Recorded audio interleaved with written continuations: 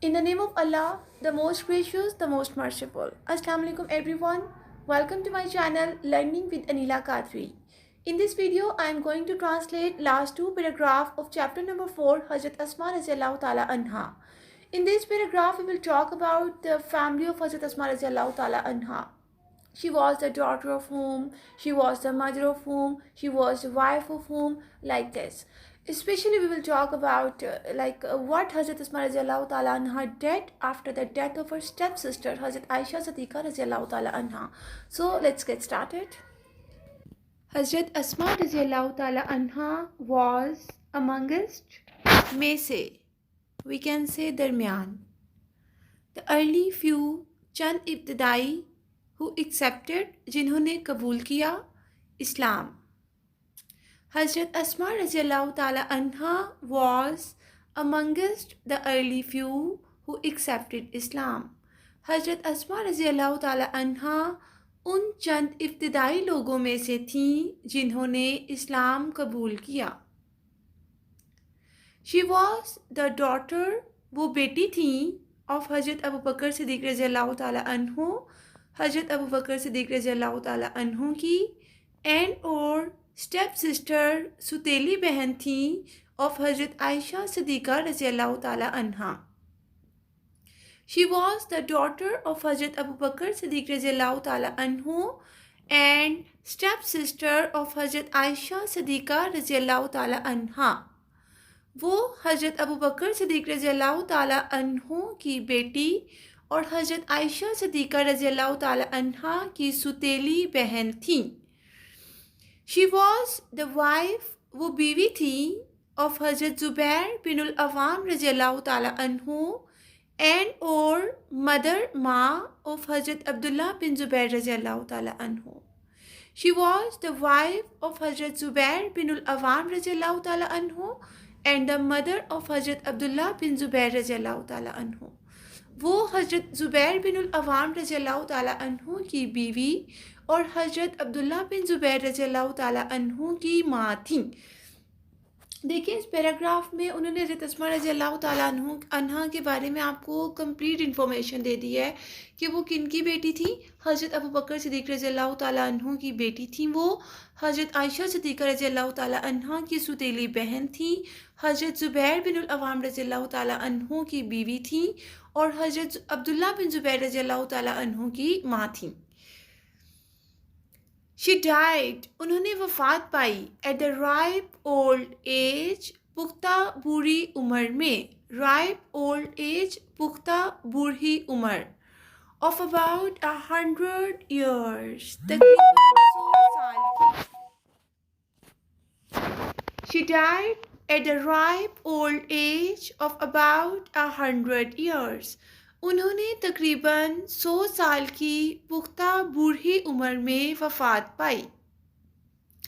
हज़रत अब्दुल्ला बिन ज़ुबैर रज़ियल्लाहु ताला अन्हु यूज्ड टू से, कहा करते थे, दैट के ही हैड नॉट सीन, उन्होंने नहीं देखा, एनीबडी, किसी को, मोर जनरस, ज़्यादा सखी, जनरस सखी, एंड ओपन हार्टेड, और खुले दिल का, देन हिज आंट, अपनी खाला से, हजरत आयशा रज़ियल्लाहु ताला अन्हा एंड हिज मदर, और अपनी माँ. हजरत अब्दुल्ला बिन ज़ुबैर रज़ियल्लाहु ताला अन्हु used to say that he had not seen anybody more generous and open-hearted than his aunt Hazrat Aisha रज़ियल्लाहु ताला अन्हा and his mother. हज़रत अब्दुल्ला बिन ज़ुबैर रज़ियल्लाहु ताला अन्हु कहा करते थे कि उन्होंने कभी भी किसी को अपनी खाला हज़रत आयशा रज़ियल्लाहु ताला अन्हा और अपनी माँ से ज़्यादा सखी और खुले दिल का नहीं देखा. हज़रत अस्मा रज़ियल्लाहु ताला अन्हा was so generous. हज़रत अस्मा रज़ियल्लाहु ताला अन्हा इतनी सखी थी that के she sold, उन्होंने बेच दिया, her inherited garden, विरासत में मिला हुआ बाग, inherited garden, विरासत में मिला हुआ बाग, and gave away, और तकसीम कर दी, बांट दी, all the money, सारी रकम, to the poor, गरीबों में, and the needy, और ज़रूरतमंदों में, needy, ज़रूरतमंद. Hazrat Asma radiallahu ta'ala anha was so generous that she sold her inherited garden and gave away all the money to the poor and the needy. हजरत अस्मा रज़ियल्लाहु ताला अन्हा इतनी सखी थी कि उन्होंने विरासत में मिला हुआ बाग बेच दिया और सारी रकम गरीबों और ज़रूरतमंदों में तकसीम कर दी। अच्छा, ये आपको बात बता रहे हैं जब हज़रत आयशा सिद्दीक़ा रज़ियल्लाहु ताला अन्हा की डेथ हो गई थी, तो एक्चुअली उन दोनों बहनों को विरासत में बाग मिला था।